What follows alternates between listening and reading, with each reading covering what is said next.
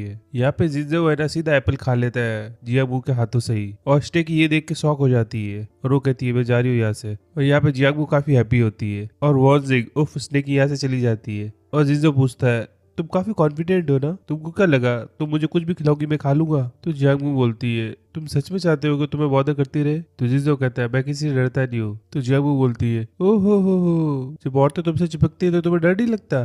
तो जिंजो बोलता है इसमें डरने की क्या बात है? तो जियांगू बोलती है वो डिपेंड करता है कौन वो औरत है जो तुम्हारी चिपक रही है। तो जिंजो कहता है वॉन्जिंग, उससे तो बिल्कुल भी डरने की बात नहीं है। तो जियांगू बोलती है और जो दूसरी औरत जो चिपक रही है वो, वेल वो कौन है? उससे तो तुम पक्का ही डरते होगे। तो जियांगू एक और एप्पल का बाइट लेता है और कहता है मैं मेरी पूरी जिंदगी में किसी से नहीं डरता। तो जियांगू भी है ना उसके हाथ से एप्पल को बाइट कर लेती है कि तुम श्योर हो, क्या पता एक दिन तुम किसी से डरो। और जिंजो एप्पल खाते खाते यहाँ से चला जाता है कि वो दिन आएगा तब देखा जाएगा, मैं अपनी किस्मत को एक्सेप्ट कर लूंगा। और इधर नाना और जियांगमू है ना ड्राइविंग टेस्ट के लिए आ जाते हैं और जियांगमू है ना ड्राइविंग टेस्ट पास कर लेती है। और नाना कहते हैं अपन कितने अच्छे दोस्त बन गए ना। तो जियांगमू कहती है हाँ क्योंकि तुम्हारा नेचर काफी अच्छा है इसलिए। इधर सारे मैकेनिक सैनलाई और क्रेजी जी ने ना रिजल्ट देख रहे होते हैं जो कि जिन का होता है और उसके नंबर काफी कम आए होते हैं और उसे अब पेरेंट्स के सिग्नेचर चाहिए होते हैं। और इधर है ना सानले ये ना लेक्चर दे रहा होता है कि तुम्हें ना पढ़ाई करने की जरूरत है। तो क्रेजी कहता है हाँ नहीं तो तुम भी मेरी तरह बन जाओगी। फिर सानले बोलता रहता है और लेक्चर देता रहता है। तो क्रेजी कहता है तुम रहने दो मैं साइन कर दूंगा। कि जिन कैसे लिखे जाएगा चाइनीज के अंदर? और इधर है ना सानले कहता है मैं बना लेता हूँ। और इधर ये दोनों फाइट कर रहे होते हैं तभी जिंजो आ जाता है और वो कहता है तुम नकली साइन करते हो? कि नहीं नहीं नहीं ऐसा कुछ नहीं है। और फिर जिंजो है ना एग्जाम पेपर देखता है और कहता है लास्ट वाले दो क्वेश्चन तो काफी इजी थे, तुमने क्यों नहीं आंसर दिए? कि जिसके नंबर अच्छे आते हैं ना उसको स्पीच देनी पड़ती है इसलिए। तो जिंजो कहता है ठीक है कोई नहीं, आगे से अपने ऊपर है ना भरोसा रखना और एग्जाम सही से देना। और जिंजो इधर साइन कर देता है और मैकेनिक को कहता है इसको घर पे छोड़ के आ जाओ। उसके बाद में क्रेजी जिन और सनलाइट को बोलता है कि तुमने इसका मतलब पहले भी साइन किए हुए ना? तो कहता है ओह सॉरी सॉरी मेरे को कॉल आ रहा है। और सब इधर भाग जाते हैं और जिंजो इधर स्माइल करता है। इधर है ना जियांगू है ना सनलाइट से मिलने के लिए आई होती है पर सनलाइट अभी आया नहीं होता है तो इधर वो ड्रिंक परचेज कर रही होती है। तभी यहाँ पे ना लेन होता है और वो कार के बारे में बात कर रहा होता है और वो जियांगू को नोटिस करता है और कहता है तुमने अच्छी ड्रिंक नहीं ली है, मैं तुम्हें अच्छी ड्रिंक देता हूँ। और फिर वो ड्रिंक बना के देता है और फिर कहता है तुम इधर क्या कर रही हो? कि मैं मेरा है ना फ्रेंड का वेट कर रही हूँ। कि तुम्हारा फ्रेंड वही व्हीकल इंजन वाला जो पिंक कलर की गाड़ी चलाता है? कि हाँ वही पिंक पिकअप वाला, कि वो तो माउंटेन के टॉप पे ही आएगा, तुम भी आ जाओ वहाँ पे, मैं तुम्हें छोड़ देता हूँ। तभी जियांगू को मैसेज आ जाता है सनलाई का कि मुझे रास्ता समझ में नहीं आ रहा, मैं तुम्हें माउंटेन के टॉप पे मिलता हूँ। तो जियांगू कहती है ठीक है। उसके बाद में लेन है ना अपनी ब्लू वाली कार में बैठता है और हॉर्न देता है और सब गाड़ी यहाँ से निकलने लग जाती है और फिर लेन भी ब्लू वाली कार में निकल जाता है और ये माउंटेन के टॉप पे आ जाते हैं जहाँ पे लेन का घर है। और यहाँ पे लेन और सनलाई की रेस होने वाली है।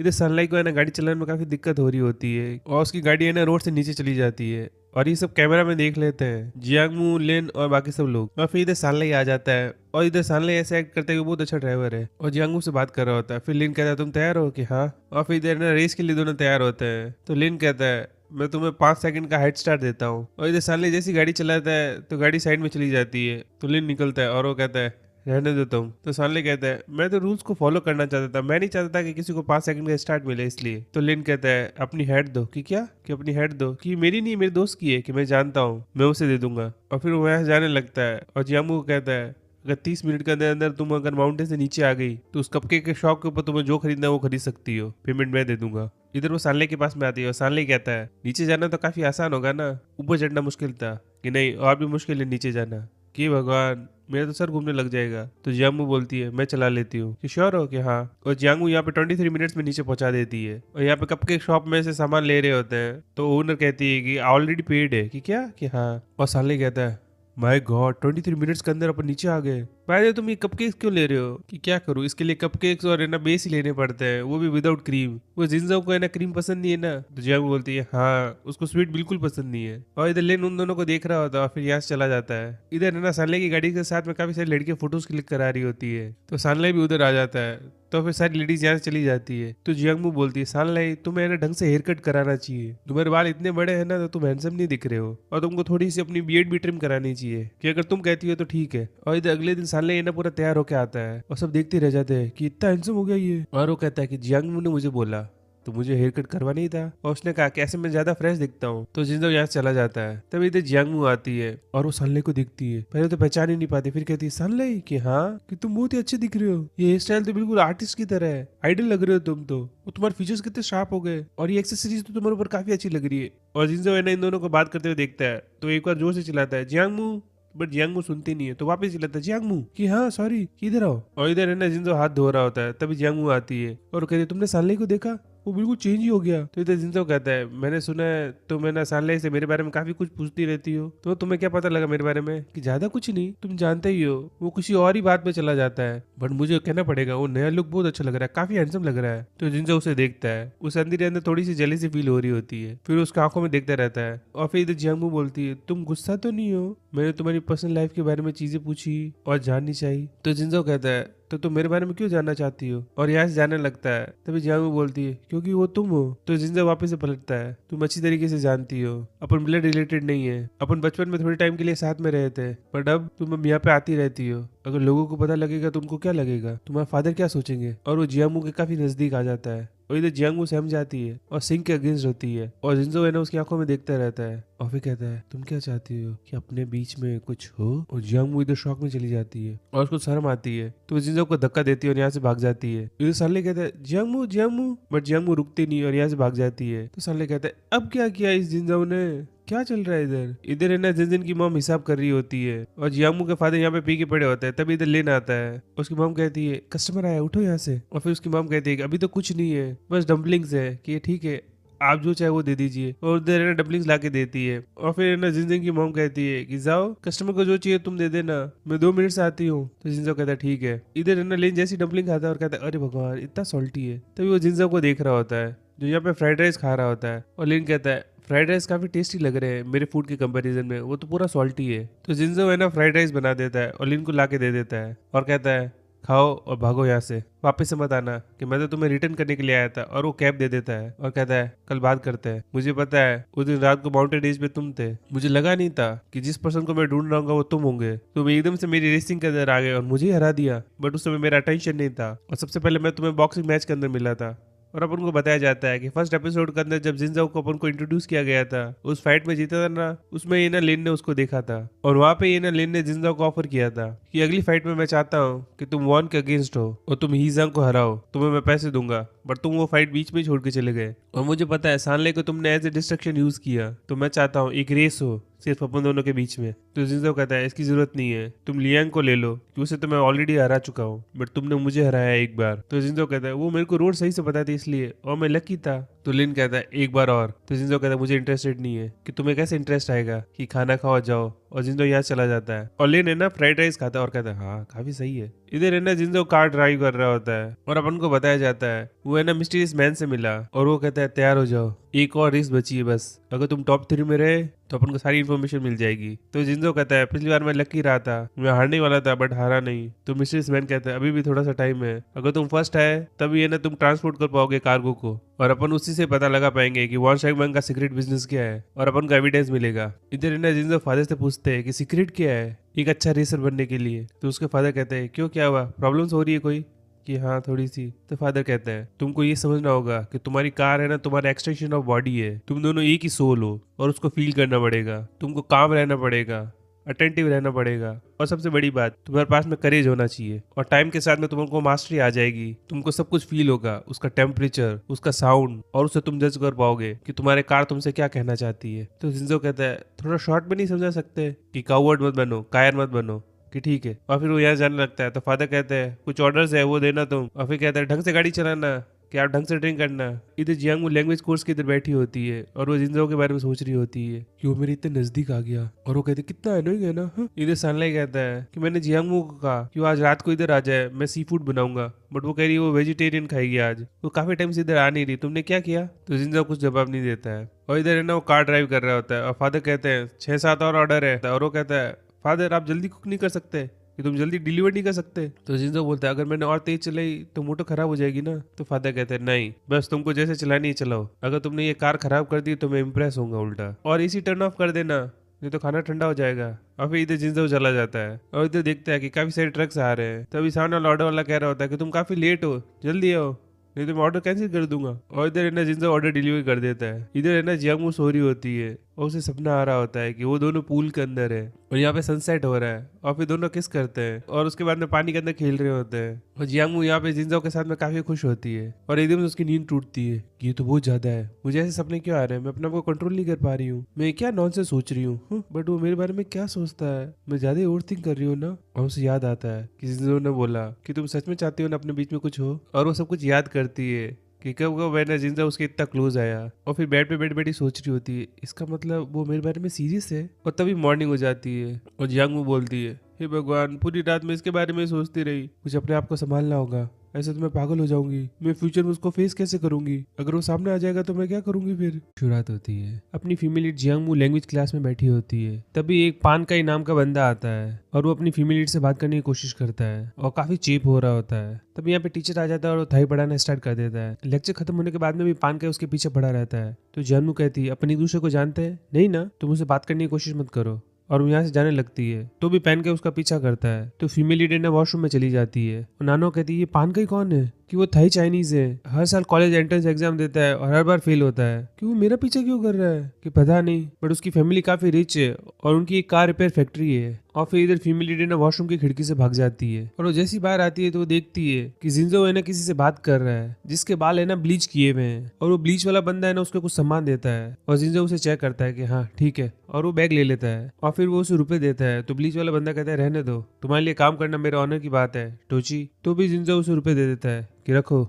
और जियांगमू है ना इधर देख रही होती है, तभी पहन के आवाज देता है जियांगमू। तो जियांगमू कहती है तुम यहाँ पे भी आ गए। तो पानके कहता है मैं तुम्हें ढूंढ रहा था, तुम भी बस नंबर 8 लेती हो ना। तो जियांगमू कहती है नहीं, मुझे कोई लेने के लिए आया है। और इधर है ना जिंजो उन दोनों को बात करते हुए देखता है। इधर जियांगमू कहती थी तुम सीनियर हो ना, मैं जूनियर हूँ, तो मुझे क्यों डिस्टर्ब कर रहे हो, मुझे जाने दो। और वो इधर जिंजो के पास में आ जाती है और जियांगमू कहती है तुम मुझे पिक करने के लिए आए हो ना। इधर ब्लीच वाला बंदा कहता है ठीक है तोची, मैं बाद में मिलता हूँ, और वो यहाँ से चला जाता है। इधर है ना जिंजो पानकाई को देख रहा होता है, फिर कहता है बैठो मैं तुम्हें घर लेके जाता हूँ। और फिर इधर जियांगमू को ड्राइव करके लेके जा रहा होता है। इधर जियांगमू है ना मनी मन सोच रही होती है कि उसने उसको ऐसा क्या दिया, कोई इलीगल चीजें तो नहीं होगी ना। और फिर जियांगमू सीधा पूछ लेती है कि उसने तुमको क्या दिया और उसने तुमको तोची क्यों बोला, और तुम इतने दिन कहाँ पे थे और क्या कर रहे थे। तो जिंजो कहता है और कोई क्वेश्चन है तो वो भी पूछ लो। फिर जिंजो कहता है वो बंदा कौन था, कि कौन, कि जिससे तुम बात करी थी, कि वो क्लासमेट है फाउंडेशन कोर्स के अंदर। तो जिंजो कहता है थोड़ी केयरफुल रहना। और जियांगमू है ना इधर हैप्पी हो रही होती है कि शायद किसी जेलसी फील हो रही है। इधर जियांगमू है ना वापस से गैरेज पे आती है और उसे सालने मिलता है कि ओहो आज कौन आया है, तुम्हें काफी दिनों से नहीं देखा। तो जियांगमू कहती है मैं तो बस यहाँ से ऐसी जा रही थी, कि ओह कि हाँ मैं तो लाइटनिंग से मिलने के लिए आई हूँ, वो कहाँ पर है। तो साले कहता है ओके तो तुम डॉग से मिलने के लिए आई हो, मेरे से नहीं, कि तुमसे तभी मिल ही रही हो ना। तो साले स्माइल करता है। फिर जियांगमू पूछती है कि आजकल बिजनेस कैसा चल रहा है, कि ठीक ही चल रहा है, ब्रांडी काफी बिजी रहता है। ओह अभी बिस्तर में है क्या, कि नहीं वो तो 6-7 बजे उठ जाता है, वो तो बिल्कुल भी नहीं सोता है, कि अभी कहाँ गया। तो सानले कहता है तुम कुछ ज्यादा क्वेश्चन नहीं पूछती हो, तुम खुद ही उससे पूछ लो, कि हाँ ठीक है, बट मुझे डर लग रहा है कि अगर मैं उससे पूछूंगी तो वो मुझे बाहर ना निकाल दे। क्यों, तुम्हें क्यों बाहर निकालेगा, क्या पता वो मुझे लाइक नहीं करता हो और मैं उसको अनोइंग लगूं तो। और इधर सानले देखता है कि जिंजा ऊपर खड़ा है। तो सानले कहता है ओ जियांगमू तुम कितने एडोरेबल हो, कोई अंधा ही होगा जो तुम्हें लाइक नहीं करेगा, और मुझे लगता है वो अंधा ब्रांडी है और कोई नहीं है। और बाय द वे अगर उसने तुम्हें लात मार के बाहर निकाल दिया तो जियांगमू बोलती है तो मैं क्या ही कर सकती हूँ, मैं शायद गाना गाऊंगी, उसको जोक सुनाऊंगी, या कोई मैजिक ट्रिक करूंगी और कोशिश करूंगी कि वो हंस ले, या डांस करूंगी मैं। तुम डांस कर सकती हो, कि हाँ थोड़ा सा, मैंने बैले सीखा था जब मैं छोटी सी थी। इमेजिन करो मैं उसके लिए असली में डांस कर रही हूँ तो फिर तुमको लगता है कि वो मुझे बाहर निकालेगा यहाँ से, इतना भी पता दिल नहीं है ना वो। तो सानले कहता है सुना तुमने, अब फटाफट नीचे आ जाओ। और सानले ना इधर आंखों से इशारा करता है। तो जियांगमू पीछे देखती है और इधर जिंजो खड़ा होता है और वो कहता है ठीक है डांस करो। तो जियांगमू है ना दोनों पे गुस्सा करती है और नखरे दिखाते हुए यहाँ से चली जाती है। और सानले कहता है मुंह फुला के कहाँ जा रही हो, अब तुम्हें डांस नहीं करना है। और इधर जिंजो स्माइल करता रहता है। इधर रात हो जाती है और इधर जिंजो है ना स्केच बना रहा होता है, और ये स्केच और किसी का नहीं जियांगमू का होता है। और अपन को फ्लैशबैक में सब कुछ बताया जाता है कि वो कितनी बार जियांगमू से मिला है, और फर्स्ट एपिसोड से लेके अभी तक के सारे सीन्स दिखाए जाते हैं जब भी वो एक दूसरे से मिले हैं। वो मनी मन कहता है कि मुझे लगा नहीं था कि तुम कभी आओगी, बट तुम्हारी हैबिट्स, तुम्हारे प्रेफरेंसेस, तुम्हारी टोन, ये सारी चीजें वो है जो मुझे याद है। बिना सोचे मेरे दिमाग के अंदर सब चीजें छप गई है। I don't know why, but मैं आजकल सिर्फ है ना तुम्हारे बारे में सोचता हूँ। ऐसा नहीं कि कुछ स्पेशल हुआ, बट फिर भी मैं ये चाहता हूँ कि तुम हमेशा मेरे पास में हो। और मैं कितना कुछ कहना चाहता हूँ बट मैं बोल नहीं पाता हूँ। ऐसा नहीं कि मैं कहना नहीं चाहता हूँ, इट्स जस्ट दैट मैंने फिगर आउट नहीं किया कि तुम्हें कैसे बताऊं। और इधर है ना जिंजो डिलीवरीज कर रहा होता है, और वो है ना डिलीवरी जब सिर्फ कार से करता है ताकि वो रेसिंग में अच्छा हो जाए। और इधर फादर को दिखाता है तो फादर कहते हैं तुमने आज काफी जल्दी डिलीवरीज कर दी। तो जिंजो कहता है मैं रूट से फेमिलियर हो गया ना इसलिए। और फिर इधर फादर है ना एबीएस निकाल देते हैं, एंटी लॉक ब्रेकिंग सिस्टम। ये एक सेफ्टी फीचर होता है जिससे आपकी स्टीयरिंग है ना एक्सीडेंट के टाइम पे या फिर जब आप स्किड कर रहे हो तो लॉक नहीं होती है और आप तभी भी कंट्रोल में होते हैं स्टीयरिंग के। और इधर फादर कहते हैं तुमको इसके बिना कार को कंट्रोल करना आना चाहिए और ये रेजिस्टेंस प्रोवाइड करता है, तो इसको निकालने के बाद में कार काफी तेज चलेगी। बट तुम ध्यान रखना कार के छोटे मोटे स्क्रैच है तो कोई दिक्कत नहीं है, बट टॉपल ओवर नहीं होनी चाहिए, नहीं तो तुम्हारी जान भी जा सकती है, तो इसे स्टेडी रखना। मोस्टली रेसर है ना रोल ओवर से जब गाड़ी पूरी तरीके से पलट जाती है और 4-5 है ना सर्कल ले लेती है तभी उनकी जिंदगी का अंत होता है। और फिर फादर कहते हैं गुड लक और यहाँ चले जाता है। इधर जियांगू है ना गैरेज वाले कमरे के अंदर आती है और इधर है ना ब्लैंकेट निकाल रही होती है, तभी नीचे ना एक स्केच बुक गिर जाती है और किसी की नहीं जिंजाओ की होती है और उसके अंदर खुद का स्केच देखती है और वो अभी इधर स्माइल कर रही होती है और फिर अपना फोन का कैमरा निकाल के उसकी फोटो ले लेती है। और फिर इधर जियांगू है ना वापस स्केच बुक अंदर रख देती है और फिर वो मनी मन सोच रही होती है जिंजाओ को देखते हुए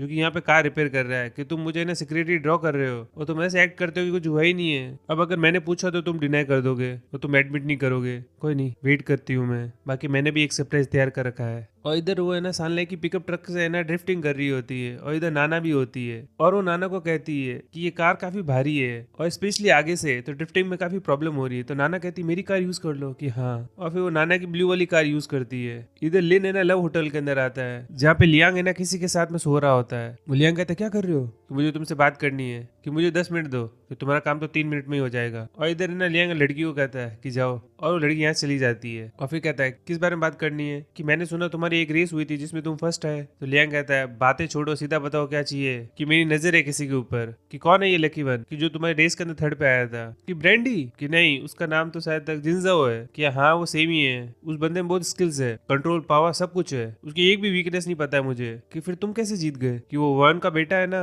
उसने चीटिंग करी उसके कारण मैं जीत गया। वो तो ठीक है उसके क्विक रिफ्लेक्सेस थे, नहीं तो वो रेस से ही बाहर था, उसने अगर अपनी कार मॉडिफाई कर दी ना तो उसको हराना काफी मुश्किल हो जाएगा। कि उसको कौन सा मॉड्स चाहिए, कि एक रीइंफोर्समेंट सील्स चाहिए और एक रीइंफोर्स सेंट्रल शाफ्ट चाहिए, बट उसे मिलेगी नहीं क्योंकि ये दोनों इंपोर्ट किए जाते हैं और वॉन ने ना ये सारी चीजें खरीद ली है इधर की और उसके बिना वो आगे नहीं बढ़ सकता। तो लिन कहता है ये लो फोन, मुझे प्रोडक्ट्स के नंबर भेजो। कि तुम पागल हो, मैं क्यों करूंगा, मैं नहीं भेज रहा, और तुम क्या करना चाहते हो, कि मैं उसे थोड़ा सा पुश करना चाहता हूँ, कि मैं अपने पाँव पे कुल्हाड़ी क्यों मारूंगा। तो लिन उसके कपड़े लेता है और कहता है मैं बाहर फेंक दूंगा, कि सॉरी सॉरी सॉरी भेजता हूँ, और फिर उसको प्रोडक्ट की डिटेल भेज देता है। बाकी तो मैं रिमाइंड कर दूं वो थोड़ा सा स्ट्रेंज आदमी है, वो अपनी गर्लफ्रेंड को भी लेके आया था एज ए नेविगेटर और वो दोनों यूनिसन के अंदर क्या परफॉर्म करते हैं, उन दोनों केमिस्ट्री काफी अच्छी। उसका क्या नाम था, कुछ मुंह नाम था शायद तक, तुमने जिसको कैरी किया था जब मैंने ना उसकी ड्रिंक स्पाइक कर दी थी। ब्रिन कहता है ओके जियांग मुंह, चलो अपन चलते हैं उससे मिलने के लिए। कि मैं क्यों चलूंगा, कि चुपचाप चलो, कि ओके मैं तुम्हारा नीचे वेट कर रहा हूँ, कि पहले नहा लूं, कि चुपचाप नीचे आओ। और इधर है ना जियांगमू ड्राइव कर रही होती है और वो कहती है कि तुम्हारी कार तो अच्छी है बट ऑटोमेटिक है, मुझे मैनुअल चाहिए। कि मैनुअल तो कहाँ से मिलेगी। तभी यहाँ पे लियांग आता है और वो कार को ड्रिफ्ट करता है, उसकी ग्रीन कलर की कार होती है और साथ में लिन आता है ब्लू कलर की कार के अंदर जो की एक मसल कार है। और इधर नाना कहती है मेरे कजिन बेस्ट ड्राइवर है, जितने भी ड्राइवर्स को मैं जानती हूँ वो तुम्हें सिखा सकता है, उसको थोड़ा सा बटर लगाना। कि वो मुझे क्यों सिखाएगा, कि सिखा देगा,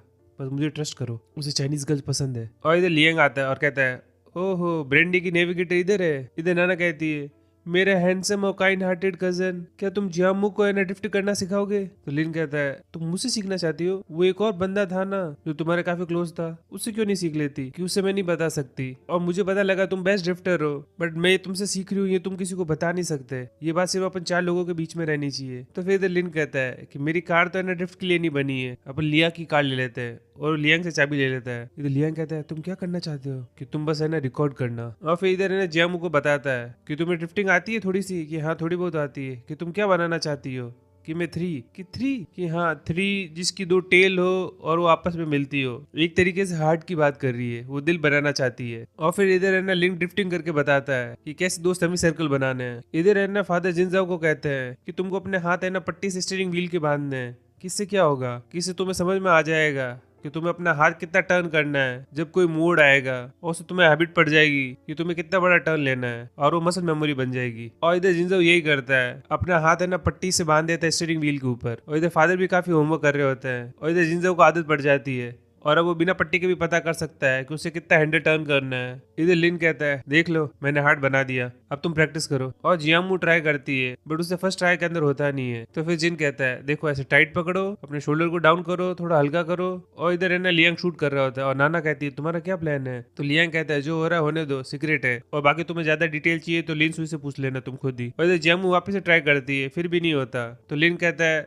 तुमको है ना एसिलेटर पे पाँव रखना पड़ेगा, वो स्मूथ नहीं है तुम्हारा। और फिर कहता है मैं आए कि हाँ। और फिर वो जियांगमू के थाई के उधर हाथ रख देता है और वो यहाँ पे ना एसिलेटर को पुश करता है और इधर जियांगमू है ना सेमी सर्कल बना लेती है। और फिर अपन को दिखाया जाता है कि उसने पूरा है ना ड्रिफ्टिंग से हार्ट बना दिया है। और जियांगमू इधर काफी खुश हो जाती है कि मैंने देखो टायर से दिल बना दिया, आई डिड इट। तो लिन कहता है तुम मुझे सरप्राइज करती हो हर बार, I really like Chinese girl. तो जियांगमू है ना थोड़ी नर्वस होती है और फिर बोलती है मुझे भी हैंडसम लड़के काफी पसंद है। और फिर दोनों स्माइल करते हैं और फिर लिन कहता है प्रैक्टिस सही से करना, आई होप जो भी तुम्हारे सपने वो पूरे हो। और फिर दोनों कार से बाहर निकल जाते हैं और नाना बहुत हैप्पी होती है कि तुमने कर दिया मूव। और फिर जियांगमू कहती है लिंग थैंक यू कार देने के लिए। और इधर लियांग कहता है क्या चीज हो तुमने दोनों कार और दोनों लोग अपनी अंगुली पे घुमा रखे हैं कि क्या कि कुछ नहीं। और फिर लिन कहता है मैं चलता हूँ। और इधर नाना कहती है मुझे लगता है मेरा कजिन तुम में इंटरेस्टेड है। तो जियांगमू कहती है नहीं वो सिर्फ प्रिटेंड कर रहा है, वो किसी और चीज को परस्यू कर रहा है। इधर फादर है ना वापस जिंजाओ को सिखा रहे होते हैं कि कैसे कार को मैन्यूवर किया जाता है और कैसे शार्प टर्न्स लेने हैं तुम्हें। और जब माउंटेन रीजन पे एस शेप के अंदर जब रोड आती है ना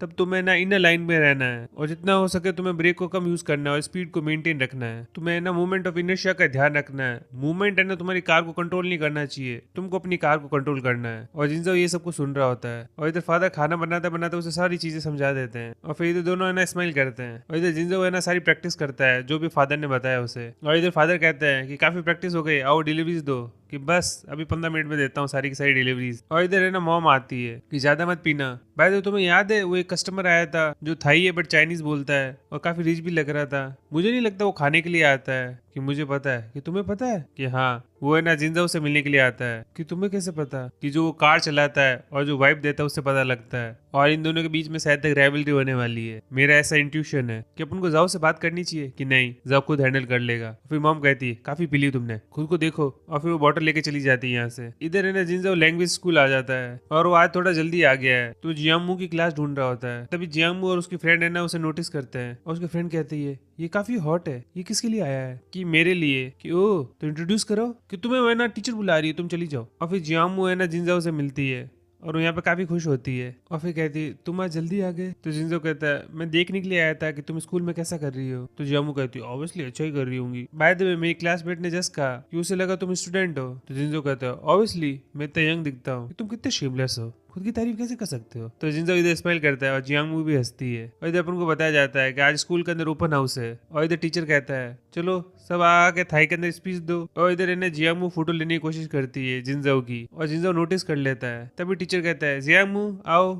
और फिर जियांगमू आती है और वो थाई के अंदर है ना स्पीच देती है और जिंजो उसे देख देख के स्माइल ही करता रहता है। और फिर दोनों क्लास से बाहर आ रहे होते हैं तभी यहाँ पे बारिश आनी स्टार्ट हो जाती है। तो जिंजो अपना जैकेट निकाल देता है और इधर दोनों भाग रहे होते हैं और स्कूल के अंदर है ना पानी भर जाता है और ओपन हाउस होने के कारण यहाँ पे काफी सारे स्टॉल्स लगी हुई है। तो एक स्टॉल के नीचे चले जाते हैं और फिर जिंजो कहता है जियांगमू तुम्हें ठंड लग रही होगी, ये लो जैकेट। और फिर जियांगमू कहती है एकदम से इतनी तेज कैसे बारिश होने लग गई। तो जिंजो कहता है यहाँ पे ऐसे ही होता है, पासिंग शावर है, थोड़ी देर में ही चला जाएगा, बस थोड़ी देर वेट करते हैं। कि हाँ ठीक है। और फिर जियांगमू है ना जिंजो को देख रही होती है साइड से और फिर इधर वो अपना हाथ है ना जिंजो के हाथ के साइड में रखती है और धीरे धीरे अपनी उंगलियों से ना उसके हाथ की तरफ बढ़ रही होती है और कहती है वो मैं अपने हाथ को गर्म करना चाहती हूँ, काफी ठंड है ना इसलिए। और वो इधर हंसती रहती है और इधर है ना उसे जिंजो देख रहा होता है तो उसे शर्म आती है तो अपना हाथ वापस हटा लेती है। तो जिंजो है ना अपना हाथ पूरा लेके उसके हाथ के ऊपर रख देता है और जियांगमू इधर शॉक हो जाती है बट उसे अंदर अंदर काफी अच्छा लग रहा होता है और फिर वो उसका हाथ पकड़ लेती है और इधर दोनों बारिश को देख रहे होते हैं। और सॉन्ग यहाँ पे जियांगमू जिंजो को बुलाती है कि जाओ इधर आओ, एक हेयर ड्रायर लेके आना ना। तो जिंजो इधर आता है तो जियांगमू बोलती है मेरे बाल को ड्राई करो ना।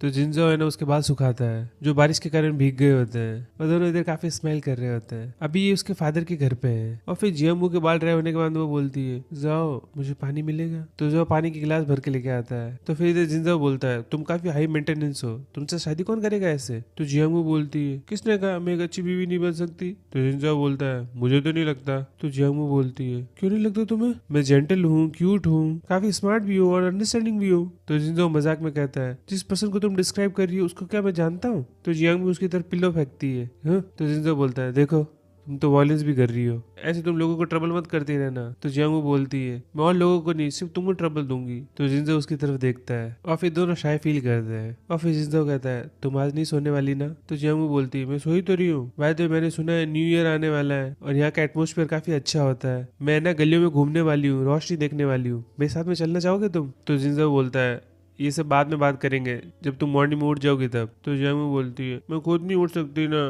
तुम्हें मुझे उठाना पड़ेगा। जिनजाओ क्या तुम मुझे चीजें बता सकते हो जो अपने बचपन में करी? मैं धीरे धीरे सब भूलती जा रही हूँ। तो जिंजो बोलता है क्या सुनना चाहती हो? तो जियांगू बोलती है मैं जानना चाहती हूँ कि मॉम डैड का डाइवोर्स क्यों हुआ। मुझे पता है वो आर्ग्यू करते रहते थे, बट उनका कॉज क्या था? तो जिंजो बोलता है कुछ नहीं, फ्लावर के गमले। कि क्या? कि हाँ, डैड एक दिन पी के आए और उन्होंने सारे फ्लावर पॉट तोड़ दिए और तुम्हारी मॉम को काफी पसंद थे वो, बट डैड जोर से चिल्लाते हैं कि घर बहुत छोटा है और यूजलेस स्टफ से भर के रखा हुआ है। तो मॉम है ना उस दिन काफी रोती है और फिर वो इकट्ठा कर रही होती है और उस समय मैं भी होता हूँ उधर और मैं उनकी हेल्प करता हूँ। और मॉम उस दिन मेरे को कहती है कि याद रखना एक आदमी को है ना रिस्पॉन्सिबल होना बहुत जरूरी है। जब उसके पास में प्रॉब्लम और डिफिकल्टीज आए तुमको उनको सॉल्व करना है, तुमको उनसे भागना नहीं है। अगर तुम भागते हो तो तुम सबसे बड़े कायर हो, कावर्ड हो गए तुम। तो जिंजो बोलता है ठीक है। तो जेमू बोलती है फिर आगे क्या हुआ? डैड ने उन्हें नए गमले खरीद के नहीं दिए? तो जिंजो कहता है नहीं, तुम्हारे डैड के लिए वो सिर्फ फ्लावर पॉट्स थे और इतनी बड़ी डील नहीं थी उनके लिए, बट तुम्हारी मॉम के लिए काफी बड़ी डील थी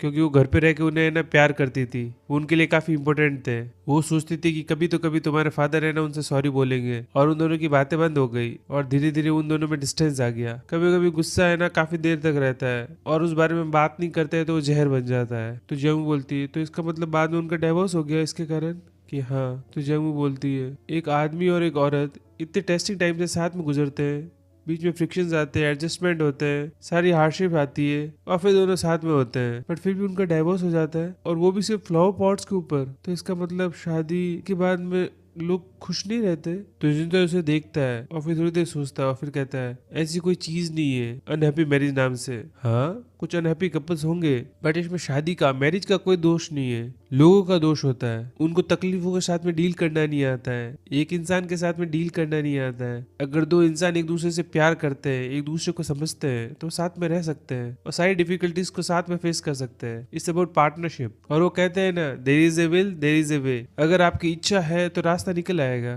तो जियामू कहती है जाओ, आई थिंक तुम काफी अच्छे हस्बैंड बनोगे। तो जिंजाओ कहता है मैं अच्छा हस्बैंड बनूंगा कि नहीं ये तो मेरी वाइफ डिसाइड करेगी ना। और वो जियांगू को देखता रहता है। तो जियांगू बोलती है तुम शादी कब कर रहे हो? तो जिंजो सोचता है और कहता है मैंने कभी इस बारे में सोचा नहीं। तो जियांगू कहती हाँ याद आया, एक टाइम पे जब मैं घर पे थी तब मैंने देखा था कि मॉम डैड आर्ग्यू कर रहे थे किसी रीजन के कारण और मैं काफी डर गई थी और मैं ना बिस्तर के नीचे छुप गई जो कि तुम्हारा बिस्तर था और तुम मैंने अपना चुपचाप होमवर्क करते रहे। मैं काफी मैड थी उस दिन। ये कब की बात है? कि जब मैं सेकंड ग्रेड में थी, सेकंड क्लास के अंदर और तुम जूनियर हाई के अंदर 6 to 8। कि फिर क्या हुआ? फिर मैं एक स्टोरी बुक पढ़ रही थी तुम्हारे बेड के उधर और वहीं पे सो गई और जब मैं उठी तो मैंने तुम्हें बताया नहीं क्योंकि मैं काफी डरी भी थी कि तुम मुझे डांटोगे। तो जिंजो कहता है तुम्हें क्यों डांटूंगा मैं और किस लिए? तो जंग बोलता है वेल ऑब्वियसली तुम्हें लगता होगा कि मैं काफी नॉटी हूँ इसलिए। तो जिंजो कहता है हे भगवान तुम कभी कभी कैसी बातें करती हो। तो जंगू कहती है ठीक है मैं सोने जा रही हूँ और मैंने कहा ना मैं छोटी बच्ची नहीं हूँ अभी। तो जिंजो कहता है हाँ हाँ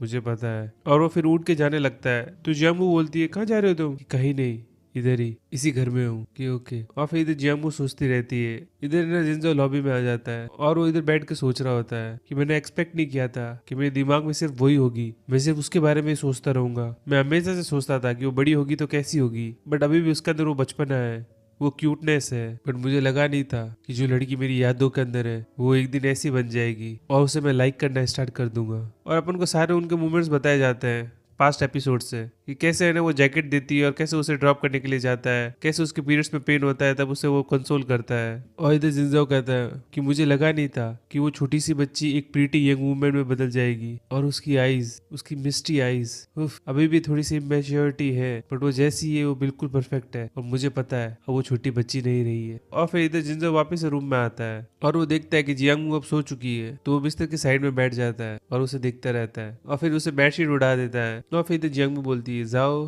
कि हाँ कि मैंने ना इस बार तुम्हारे लिए न्यू ईयर का गिफ्ट प्लान किया है, तुम बहुत जल्दी देखोगे। तो जिंजो बोलता है क्या है वो? तो इधर जियांगू आधी नींद में होती है और वो बोलती है मुझे नहीं पता तुम्हें पसंद आएगा कि नहीं आएगा।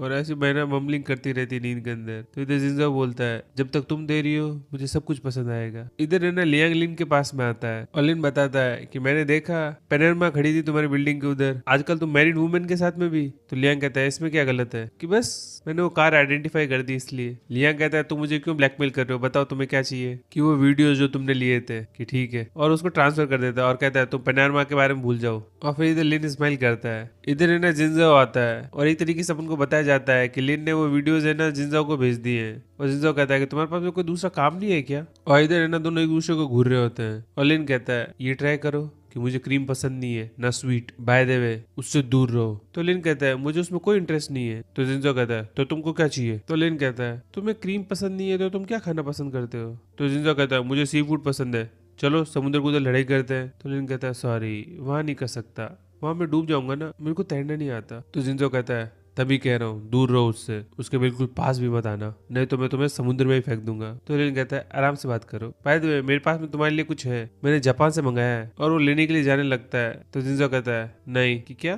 कि तकलीफ उठाने की जरूरत नहीं है। तो लिन कहता है ठीक है, फिर रेस करते हैं। तो जिंजाओ कहता है इंटरेस्टेड नहीं हूं मैं। तो लिन कहता है मैंने सुना जियामू का आज एक चैरिटी शो है, वहां पे परफॉर्म करिए वो नाना के साथ में एंटरटेनमेंट सेंटर के उधर। तो उसे फिनिशिंग लाइन बनाते हैं, जो भी पहले गया वो उसके साथ में सेलिब्रेट करेगा, और जो देरी से गया उसको उसकी लाइफ हमेशा के लिए जाना पड़ेगा और अपना चेहरा कभी उसको नहीं दिखाना होगा। और वो काफी इंटरेस्टिंग गर्ल है ना, तुम लाइक करते हो ना उसको। तो जिंजाओ कहता है कार में बैठो। तो लिन है ना उसको ईयरफोन्स फेंक देता है कि ये पहन लो। तो जिंजाओ कहता है और कोई रूल्स है, सारे के सारे एक साथ बता दो। तो लिन कहता है और कोई रूल्स नहीं है, और वो भी अपनी रेड कार में बैठ जाता है। और इधर ना रेसिंग स्टार्ट हो जाती है और दोनों ईयरफोन्स पे बात करते रहते हैं। और इधर ना लिन तो आगे निकल जाता है, बट इधर रेड लाइट हो जाती है तो जिंजाओ यहाँ पे रुकता है।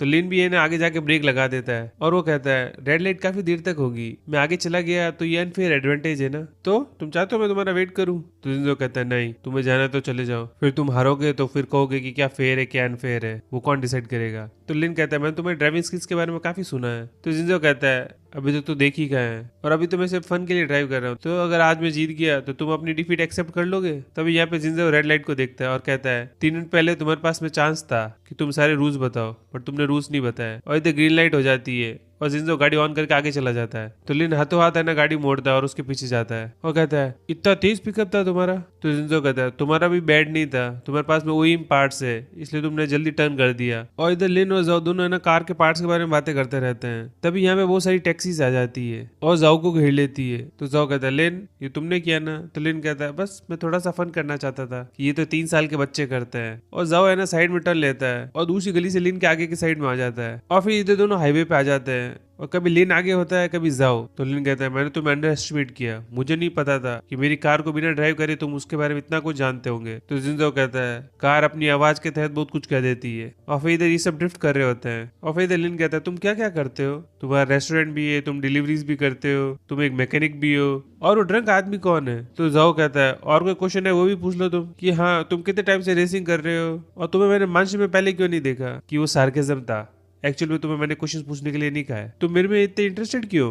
तो लिन इधर स्माइल करता है और फिर दोनों वापस से ड्रिफ्ट कर रहे होते हैं। तभी जिंजाओ को उसके फादर की बात याद आती है कि जब तुम टर्न कर रहे हो ना तो जैसी टर्न खत्म होने वाला हो उससे 2 सेकंड पहले एक्सीलेटर पे पाँव रख देना तो तुम्हारा टर्न जल्दी खत्म होगा। और लिन कहता है वाह। तो जिंजाओ कहता है अब मैं लीड करूंगा, तुम मेरे को फॉलो कर पाओगे कि हाँ। तो एक पेड़ के फ्लावर्स को उधर से गुजरता है और लिन ने ना ब्लिंक करता है कि तुमने ये जानबूझ के किया ना। तो जाओ कहता है मैंने तो फ्लावर्स नहीं उगाए ना। और जाओ उसी रोड पे चल रहा होता है जिस रोड से ना वो सारी डिलीवरीज देता है। और फिर वो कहता है तुम अपनी नेविगेशन ऑफ कर सकते हो। कि क्या, कि हाँ, कि तुम पक्का सेटअप तो नहीं कर रहे, कि तुम्हें क्या लगता है मैंने तुम्हें कहा था, तुमने रूल्स एस्टेब्लिश किए कि ठीक है। और इधर जिंजाओ है ना गलियों में जाता है और लिन भी उसको फॉलो करता है। तभी एक महिला है ना कार की आवाज सुनती है और वो यहाँ पे पानी फेंक रही होती है और वो लिन की कार पे गिर जाता है। और लिन कहता है ये भी तुमने जानबूझ के किया, तुम्हें पता था। तो जाओ यहाँ पे स्माइल करता है और उसके बाद में नोटिस करता है कि ये वही जगह है जहाँ पे बहुत सारी ट्रक्स गुजरती है इस समय। और इधर दोनों ब्रेक लगा के खड़े रहते हैं और उसे याद आता है कि तुम्हारे हाथ को पता होना चाहिए कितना टर्न करना है और तुम्हारे हाथ तुम्हारे ब्रेन से भी फास्ट होने चाहिए, तुम्हारी मसल मेमोरी बननी चाहिए, हर डिसीजन हर एक्शन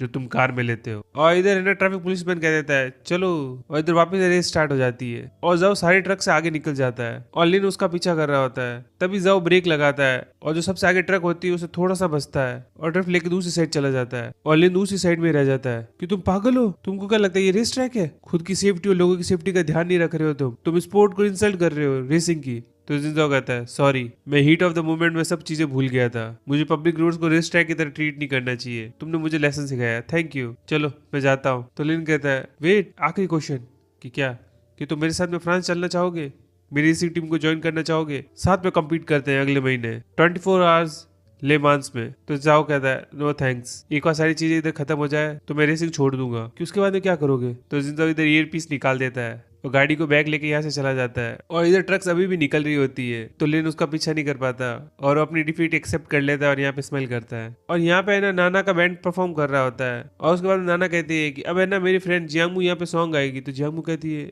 अभी तक आया नहीं जिन, कि लेट कैसे हो सकता है? और बाय द वे मेरे को लिन ने भी कहा था, उसने भी मेरे को लोकेशन और टाइम पूछा था। तभी यहाँ पे जाओ आ जाता है कार लेके और वो जियांगमू को देखता है और फिर नाना कहती है अब तो तुम गा सकती हो ना, आ जाओ। और इधर है ना जियांगमू गाना स्टार्ट कर देती है जिसके बोल कुछ इस प्रकार से होते हैं, you asked me how deep I love you, how much I love you, my love is real, my love is sincere, the moon represents my heart, you ask me how deep I love you. और ये song यहाँ पे गाती रहती है और indirectly अपना प्यार को कन्फेस कर रही है वो, कि देखिए मैं आपसे कितना प्यार करती हूँ और मेरा प्यार कभी चेंज नहीं होगा, हमेशा सेम रहेगा। और जो ये चांद है वो मेरे दिल को रिप्रेजेंट करता है। और इधर ना जिंजाओ मुंह को देखता रहता है और मुंह जिंजाओ को, और सारी ऑडियंस वैनिश हो जाती है। अब उनके लिए इस दुनिया में कोई नहीं है, सिर्फ वो है एक दूसरे के लिए। और फिर परफॉर्मेंस खत्म हो जाती है और अभी भी सॉन्ग बज रहा होता है और जिंजाओ है ना कार का दरवाजा खोलता है और जियांगमू उधर बैठती है और वो बैठे बैठे गाना गुनगुना रही होती है और जिंजाओ को देख रही होती है कार चलाते हुए और स्माइल कर रही होती है। और फिर जिंजाओ कार रोकता है और दोनों कार के बोनेट के ऊपर आके बैठते हैं और जियांगमू पूछती है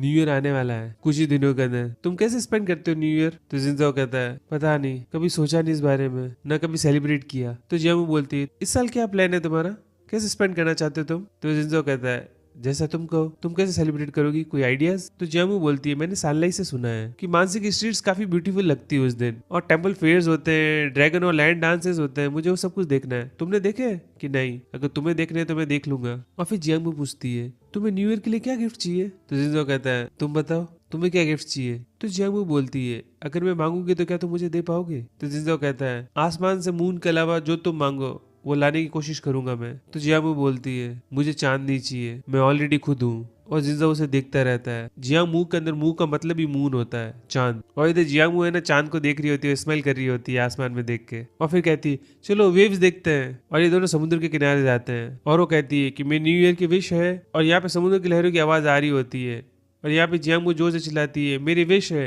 जो इंसान मेरे दिल के अंदर है वो मेरे सॉन्ग को समझ पाए, मेरी फीलिंग्स को समझ पाए और वो मुझे अपने दिल में रखे एज मून जिंदगी भर के लिए। तो जिंजाओ कहता है क्या कह रही हो तुम, हवा काफी चल रही है और वेव्स की आवाज भी काफी आ रही है, मुझे सही से सुनाई नहीं दिया। तो जियांगमू कहती कुछ नहीं, ऐसी कुछ भी चिल्ला रही थी और सॉन्ग आ रही थी, तुमने सुना नहीं, चलो वापिस से गाती हूँ। और फिर वो सॉन्ग गाती रहती है और जिंजाओ स्माइल करता रहता है और उसके पीछे पीछे चलता रहता है। और फिर जियांगमू कहती है रात को समुद्र कितना अच्छा दिखता है ना। और इधर है ना जियांगमू वापिस से सॉन्ग गाने स्टार्ट कर देती है और जिंजाओ उसे देखता रहता है। और फिर दोनों इधर बीच पे बैठ जाते हैं और इधर जियांगमू है ना मिट्टी से खेल रही होती है और जिंजाओ कहता है काफी देरी हो गई, अपने घर चलना चाहिए। तो जियांगमू बोलती है प्लीज, मैंने सुना है आज यहाँ पे ना मिट्टी शावर होगा, काफी सारे टूटते हुए तारे आएंगे, थोड़ी देर और वेट करके देखते हैं ना, प्लीज प्लीज प्लीज।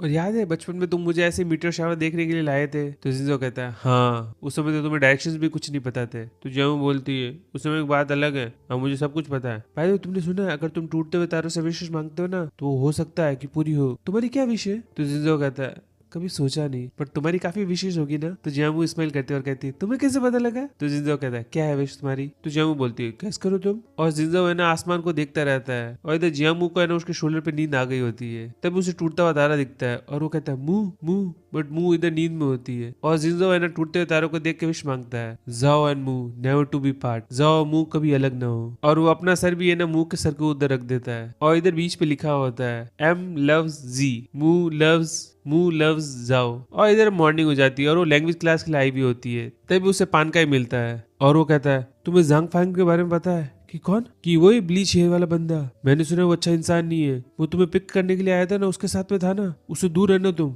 वो बैठ गए हैं, वो दिन भर घूमता रहता है कॉलेज के अंदर, लोगों को बुली करता है और वो 3 साल से इस कोर्स के अंदर है। वो बेसिकली एक तरीके से गली का गुंडा है। और जियामू को याद आता है कि हाँ उसने देखा है जैंग फैंग को लोगों को बुली करते हुए और उनसे पैसे लेते हुए। तो जियामू कहती है चलो, कि कहा कि बस चलो। तो और फिर कहती है जैंग फैंग कहाँ पे है? कि वो रहा। और इधर देखते हैं कि जैंग फैंग इधर सो रहा होता है क्लास के अंदर। तो जियामू कहती है पानकाई जाओ उससे बात करो। कि मैं? कि हाँ हाँ मैं कर सकता हूँ। और फिर पानकाई उसके पास में जाता है और कहता है वो आपको कोई बाहर बुला रहा है। तो जांग फैंग कहता है हे भगवान मेरी नींद तोड़ दी। और फिर वो बाहर आके मुंह को देखता है कि ओ तुम बोलो कि क्या तुम जिनजाओ मतलब ब्रेंडी को जानते हो और कैसे जानते हो? तो जांग फैंग कहता है हाँ जानता हूँ। क्यों, क्या हुआ? कि तुम क्लोज हो? कि नहीं मेरा भाई काफी क्लोज है उससे। ओके तुम्हारा भाई क्या करता है? कि तुम इतनी कोशिश क्यों पूछ रहे हो? कि बस आंसर दो ना प्लीज। कि तुम्हारा रिलेशनशिप क्या है ब्रेंडी के साथ में?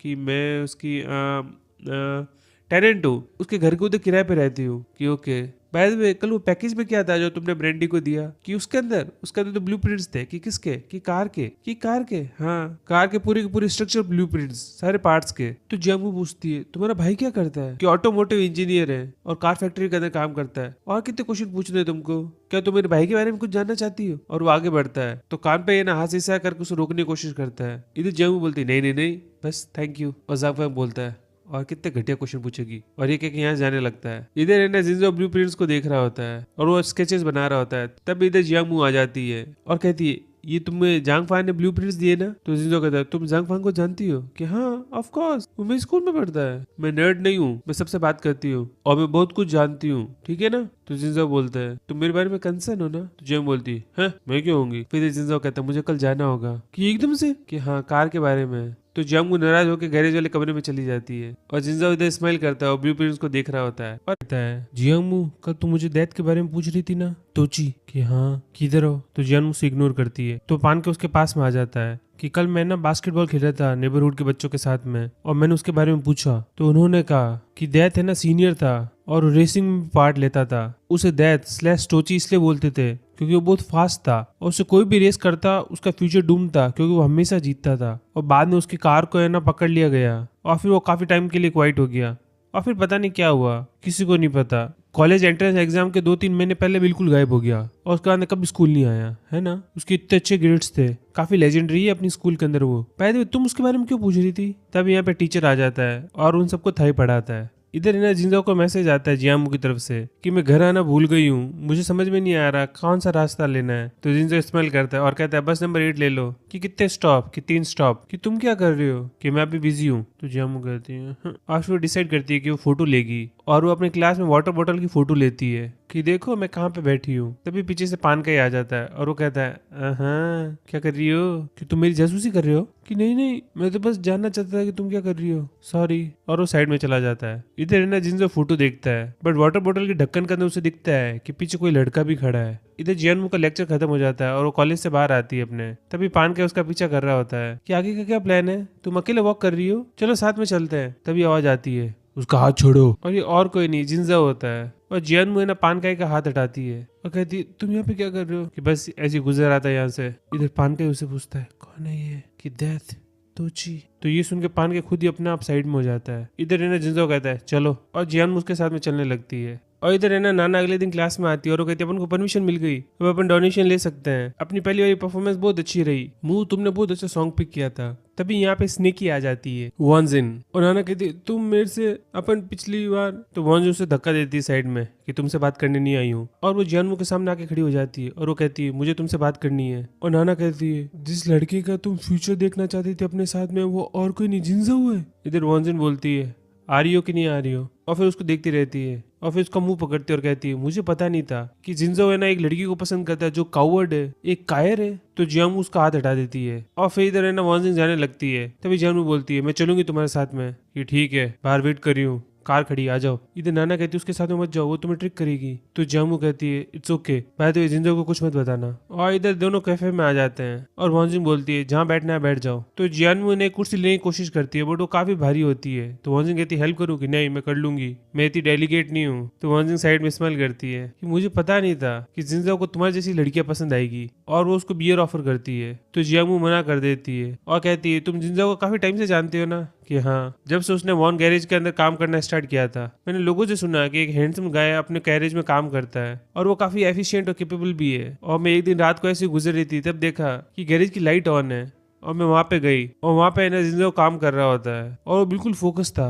मोस्टली गैरेज के बंदे काम करके रात को चले जाते हैं, उनको सिर्फ पेमेंट से मतलब होती है और वो रात को जाके बाहर में बैठे रहते हैं। बट ये बंदा यहाँ पे सीखने के लिए आया था और वो मेहनत कर रहा था। और फिर इधर वॉन्जिंग पूछती है इस कार के साथ में क्या हुआ कि वॉल्व लूज है इसका, मैं टाइट कर रहा हूँ। तो वॉन्जिंग कहती है तुम्हारा नाम क्या है कि जिंजो। और इधर अभी तक जिंजो ने वॉन्जिंग का चेहरा भी नहीं देखा होता है और वो काम करते करते ही बात कर रहा होता है। और वॉन्जिंग बोलती है मेरा नाम है वॉन्जिंग। और जिंजो नाम सुनता है वॉन और वो पलटता है और कहता है नाइस टू मीट यू और फिर वापस से काम करने चला जाता है। तो वॉन्जिंग इधर स्माइल करती है और इधर है ना वो जियानमू को पूरी स्टोरी सुना रही होती है कि यार तुम बिलीव करती हो लव एट फर्स्ट साइट में। जब उसने पहली बार अपना सर घुमाया ना, तब मैंने नोटिस किया कि उसकी बॉडी भी काफी अच्छी है, उस बॉडी के ऊपर एक बहुत अच्छा हैंडसम फेस है। और उसी टाइम से मैं उसके अंदर इंटरेस्टेड हो गई और मैं हमेशा गैरेज उसको देखने के लिए जाती थी, स्मोक के बहाने या कुछ भी करने के बहाने। बस वहाँ पे बैठी रहती थी, गेम्स खेलती रहती थी, उसको कंपनी देती थी और उसको काम करते हुए देखती थी। वहाँ पे काफी सारी मैकेनिक्स थे उसके एज के जो मेरे डैड के लिए काम कर रहे थे। कुछ 2-4 महीने काम करते थे और निकल जाते थे और वो सिर्फ घंटों के हिसाब से काम करते थे क्योंकि उनको उसके हिसाब से पैसा मिलता था। बट वो डिफरेंट था। उस लड़के को मैंने पहली बार है ना बुक के साथ में देखा। बाकी के लॉकर रूम सिगरेट से भरे हुए होते थे, अल्कोहल होता था, गंदी गंदी बुक्स होती थी। बट उसका लॉकर रूम सिर्फ बुक से भरा हुआ था, वो भी मोटी मोटी बुक्स, और उसकी हैंडराइटिंग इतनी ब्यूटीफुल। और फिर मैं एक दिन है ना कॉफी लेके गई, तब इधर हिजाम बोलता है कि तुम इधर कैसे आई कि मेरे डैड का गैराज है, मैं कभी भी आ सकती हूँ ना, ये लो कॉफी लो। और मैंने जिंजो को कॉफी दी कि मुझे पता है तुम्हें स्वीट पसंद नहीं है, तो ये विदाउट शुगर कॉफी। तो मेरे को थैंक यू बोलता है और कॉफी साइड में रख देता है और मैं इधर स्माइल करती रहती हूँ। और फिर मैं नोटिस करती हूँ कि यहाँ पे नोटबुक्स खुली हुई है और मैं उसको कॉम्प्लीमेंट करती हूँ कि तुम्हारी हैंडराइटिंग काफी ब्यूटीफुल है ना, मेरी तो बहुत खराब है, क्या तुम मुझे सिखा सकते हो। तो जिंजो कहता है सॉरी और सारी बुक्स बंद कर देता है, मेरे पास में टाइम नहीं है, और वो यहाँ चला जाता है। और फिर मैं चुपके चुपके उसकी फोटोज लिया करती थी। और बाद में मैंने क्रेजी जिन से सुना कि जिंजो की एक छोटी सी बहन है जिसको एक हार्ट डिजीज है और उसको सर्जरी की काफी जरूरत है और उसकी फैमिली है ना ये एक्सपेंसिव सर्जरी अफोर्ड नहीं कर सकती। तो ये सारा का सारा भार जिंजो के ऊपर आया। और इस समय गैरेज के अंदर काफी लोग काम करते थे जो कार के पार्ट्स को है ना चीप में बेच देते थे या फिर पुरानी कार को ले देते, उसे हल्का सा मॉडिफाई कर देते और महंगे दामों में बेच देते थे। जिंजो को भी अपॉर्चुनिटी दिखी कि इसके अंदर पैसे बनाए जा सकते हैं, तो उसने क्रेजी जिन से कुछ पैसे लिए और एक चीप कार खरीदी। और फिर उसे एक बायर मिला, उसने कहा कि उसको मॉडिफाई करना है और अगर उसने इस कार को मॉडिफाई कर दिया और 100 किलोमीटर पर आवर एक्सीलरेशन तक पहुंचा दिया और बाकी दूसरी चीजें, तो उसको ज्यादा पैसे देगा।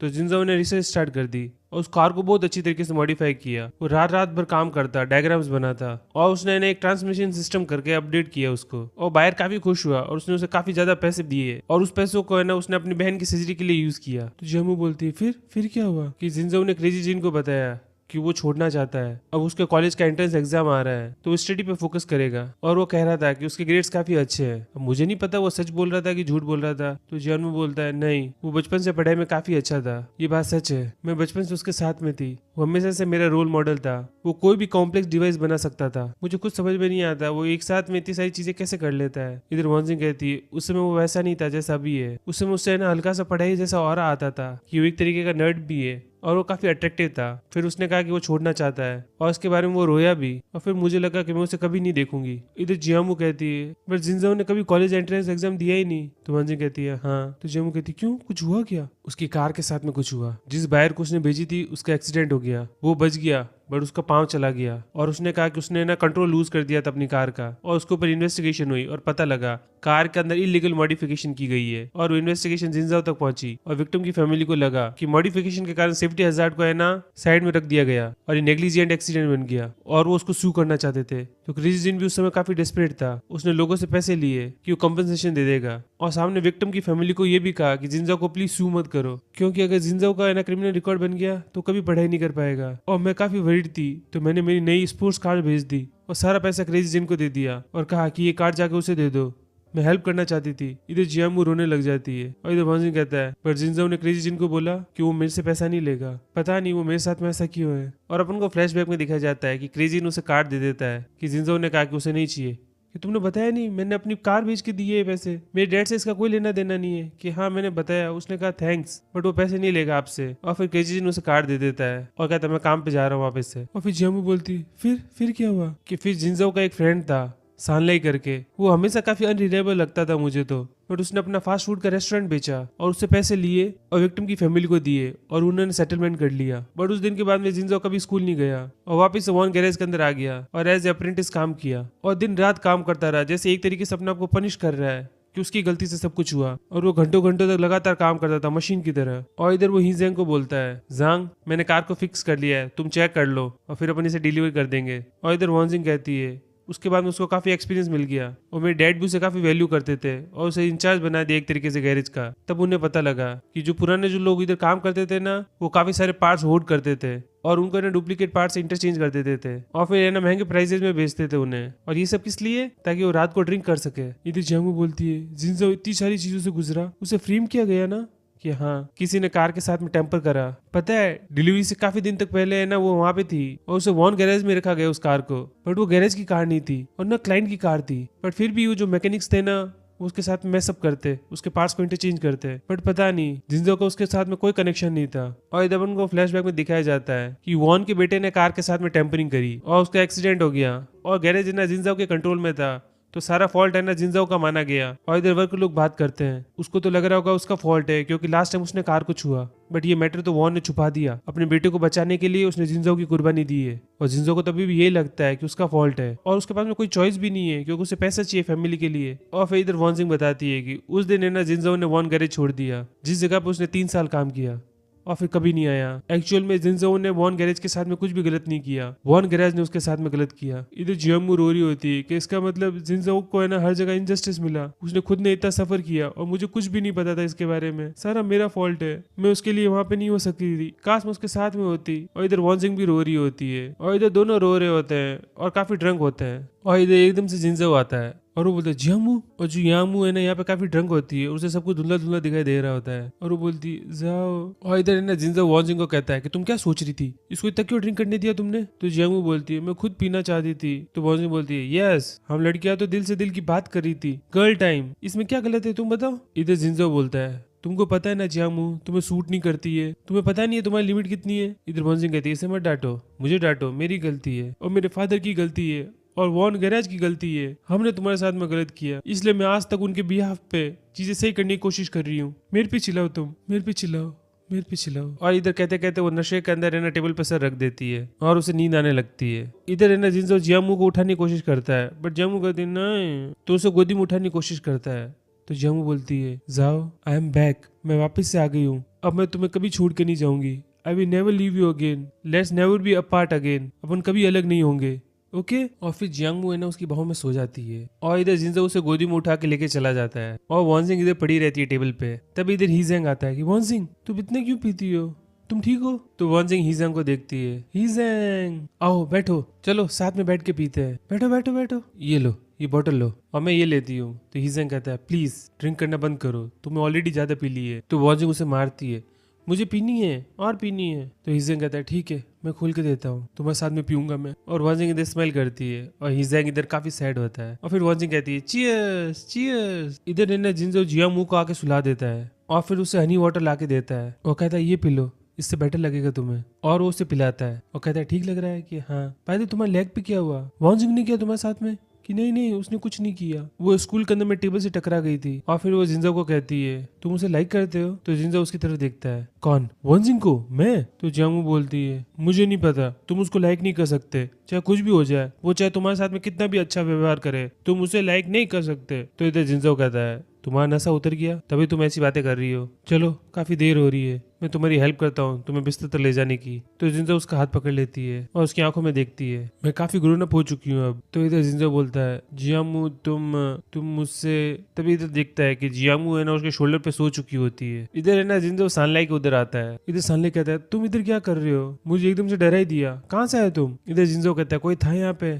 कि हाँ। कि कौन? कि तुम्हारी फैन गर्ल वॉन सिंह। तो जिंजो कहता है वो तो भी ड्रंक थी। कि हाँ काफी नशे में थी और उसने हीजांग को फोर्स किया कि वो तुम्हारे गैरेज के उधर लेके आए उसे, और उसने ना तुम्हारे गैरेज के अंदर आने की भी कोशिश करी, मेन गेट से भी और मेरे इधर से भी। तब मैंने देख लिया कि तुम जियांगू को कैरी कर रहे हो, तो मैंने सोचा ये तुम्हें डिस्टर्ब करेगी, तो मैं उसे यहाँ लेके आ गया। मैं तुम्हारा मूवमेंट कैसे डिस्टर्ब करने देता ना, देखो तुम्हें कितना अच्छा फ्रेंड मिला है। और फिर उसने मेरे को ग्रैब किया और मेरे साथ में रोने लगी और सीन क्रिएट करने लगी और उसने अपनी सारी फीलिंग्स मेरे को बताई, उसका ओबियस अफेक्शन, उसका अधूरा प्यार, वो पूरी स्टोरी उसने मुझे सुनाई है। और इधर है ना जिंजो मुंह बनाता है कि उसे कोई इंटरेस्ट नहीं है इसके अंदर। इधर है ना सानले कहता है कि वॉन जिंग ने बताया कि वो है ना जियामू के साथ में पी रही थी और उसने सब कुछ बता दिया है जो भी वॉन गैरेज के अंदर हुआ और तुम्हारे उसके बीच में। जियामू काफी अपसेट होगी ना। तभी जिंजो को याद आता है कि उसने बोला था कि अब मैं वापस से आ गई हूँ और अब तुम्हें मैं छोड़ के कभी नहीं जाऊंगी। और सानले कहता है उसने तुम्हें कुछ बोला? तो जिंजो कहता है नहीं। और सानले इधर स्मेल करता है और कहता है पियोगे? कि हाँ।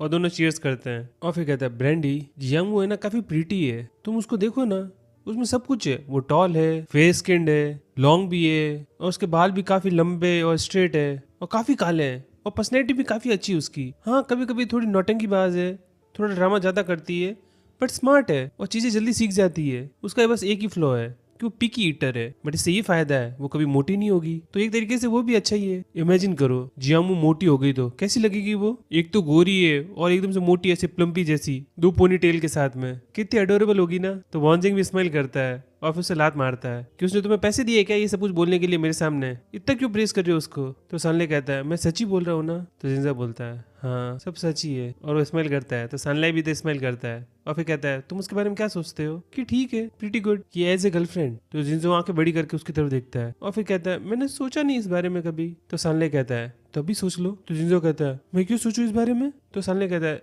अभी तुम जैसे भी कुछ नहीं कर रहे हो, थोड़ा सा सोच के देखो। तो जिंजो कहता है नहीं मुझे इस बारे में नहीं सोचना चाहिए। और फिर वो सोचने लग जाता है और सानले कहता है ब्रांडी ओ ब्रांडी, इस लाइफ टाइम के अंदर तुम्हें कोई लड़की पसंद आएगी या जिसको तुम अपना दिल दे सको। मुझे नहीं लगता जियांगमू से बेटर तुम्हें लड़की मिलेगी। वो सिर्फ जियांगमू हो सकती है जिसको तुम अपना दिल दोगे, या वो अपनी जगह तुम्हारे दिल में बना सकती है। और इधर जिंजो ऊपर देखता है और फ्लावर को देख के स्मेल करता है और उसके साथ में खेलता है और फिर मन ही मन कहता है उसे ट्राई करने की भी जरूरत नहीं है, वो ऑलरेडी मेरे दिल के अंदर है, वो हमेशा से थी। इधर है ना हीजम प्रैक्टिस कर रहा होता है बॉक्सिंग की और काफी गुस्से के अंदर होता है वो। और अपन को है ना एक तरीके से दिखाया जाता है कि वो वॉन्जिंग को लाइक करता है और अभी उसने काफी पीवी थी तो उसको कैसे कंसोल करता है। और वो पूछता है वॉन्जिंग तुम इतना क्यों पीती हो? तो वॉन्जिंग बोलती है बिकॉज आई लाइक यू। और वो हीजेंग को हाथ देती है और उसके हाथ पे अपना सर रखती है और कहती है आई लाइक यू। तो हीजेंग है ना अंदर ही अंदर थोड़ा सा खुश हो रहा होता है और वो बोलती रहती है I really really like you, मैं तुम्हें काफी टाइम से लाइक करती हूँ, तुम मुझे क्यों नहीं लाइक करते हो? I really like you Jinzhao. और हीजेंग इधर टूट जाता है और वो वॉन्जिंग को देखता रहता है। और इधर अपन को बताया जाता है कि जब भी वॉन्जिंग है ना फोटो ले रही होती है जिंजाओ की, तो पीछे है ना हीजान देख रहा होता है। वो काफी टाइम से वॉन्जिंग को लाइक करता है बट उसे पता है कि वॉन्जिंग उसे लाइक नहीं करती है। वो हमेशा से बैकग्राउंड के अंदर था बट वॉन्जिंग ने उसे कभी नहीं देखा, कभी नोटिस नहीं किया। और इधर गुस्सा आता है और वो जोर से लात मारता है। इधर है ना न्यू ईयर आने वाला होता है और मॉम है ना रेड एनवलप में है ना सबके लिए पैसे डाल रही होती है। और इधर फादर आते हैं कि हाँ ये चीज अच्छी है। तो मॉम कहती है नीचे रख दो, ये तुम्हारे लिए नहीं है। और इधर है ना फादर बॉटल खोलते हैं तो जोर से चिल्लाती है तुम ड्रिंक नहीं करोगे आज, तुम्हें कल ड्राइविंग करनी है। तो फादर कहते हैं तो मैं सोऊंगा कैसे? अगर मैं ड्रिंक नहीं करूंगा तो मुझे रात को नींद नहीं आएगी और मैं कल फिर ड्राइव नहीं कर पाऊंगा। तो मॉम कहती है बहाने मत बनाओ, तुम आज ड्रिंक नहीं कर रहे हो, रख दो, या अभी मैं और चिल्लाऊं? तो डैड कहते हैं ठीक है और वो बोतल को वापस रख देते हैं पीछे। और फिर मॉम मैंने ग्लास की तरफ इशारा करती है तो डैड ग्लास को भी रखते हैं। और इधर डैड काफी सैड होता है और इधर मॉम कहती है अपन ऐसे एकदम से जा रहे हैं, ये अप्रोप्रिएट है कि नहीं है? मुंह यहाँ पे अकेली रहेगी, अपन उसको क्यों नहीं लेके चले जाते? फिर अपन पूरी फैमिली एक साथ में एंजॉय कर सकती है और न्यू ईयर साथ में बनाएंगे, वो अच्छा नहीं होगा? तो डैड कहते हैं वो नहीं जाएगी कि तुमने उससे पूछा भी है, जाओ तो गैरेज के उधर बिजी होगा और वो न्यू ईयर पे पूरी अकेली होगी इधर, पता है कितना लोनली हो सकता है। तो डैड कहते हैं मैं जानता हूँ ना उसको, चलो अगर तुम मुझे बिलीव नहीं करते तो बैट लगा लो, अगर मैं जीता तो मैं ड्रिंक कर पाऊंगा, मुझे पक्का पता है वो नहीं चलेगी अपने साथ में। तो मॉम कहते हैं तुमको शर्म नहीं आती है अपने बच्चों पे बैट लगाते हुए, इडियट। और उसको प्लेफुल तरीके से मारती है और फिर कहती है मैं ना मुंह को बड़ा रेड एनवलप दे रही हूँ, वो अपनी इधर विजिट कर रही है तो मैं चाहती हूँ न्यू ईयर आराम से बनाए और अपन उसको है ना पोली ट्रीट नहीं कर सकते ना। मुझे पता है वो थोड़ी शाय होगी एक्सेप्ट करने में बट वो अच्छी लड़की है, उससे वो ड्रिंक कर सकती है, कुछ खा सकती है या अपने लिए कुछ भी ले सकती है। और डैड है ना मॉम की तरफ देखते हैं और स्माइल करते हैं। मॉम कहती है तुम मुझे ऐसे क्यों देख रहे हो, कम पैसे डाल रही हूँ क्या, थोड़े से और डाल दूं क्या? तो डैड खड़े होते हैं और मॉम को पीछे से हक करते हैं कि क्या हुआ कि जुआन तुम बहुत काइंड हो, तुम सच में बहुत अच्छी हो। तो मॉम बोलती है ओ तो तुम्हें फाइनली रियलाइज हो रहा है, इतना टाइम लगता है तुमको, चलो ये काफी होंगे कि तुम डिसाइड करो तुम्हें कितना देना है। तो मॉम कहती है फिर तुम क्या डिसाइड करोगे? तो डैड कहते हैं जैसा तुम कहो मैं तो हमेशा तुम्हें फॉलो करता हूँ। और मॉम स्माइल करती है कि आज तो बड़े रोमांटिक हो रहे हो तुम। और फिर डैड इधर कहने वाले होते हैं कि मैं क्या ड्रिंक कर लूँ, बट वो बोलते नहीं है और वो स्माइल करते रहता है। इधर है ना मॉर्निंग हो जाती है और ये सब जा रहे होते हैं इनके ननियाल। और इधर फादर कहते हैं ये लास्ट बॉक्स है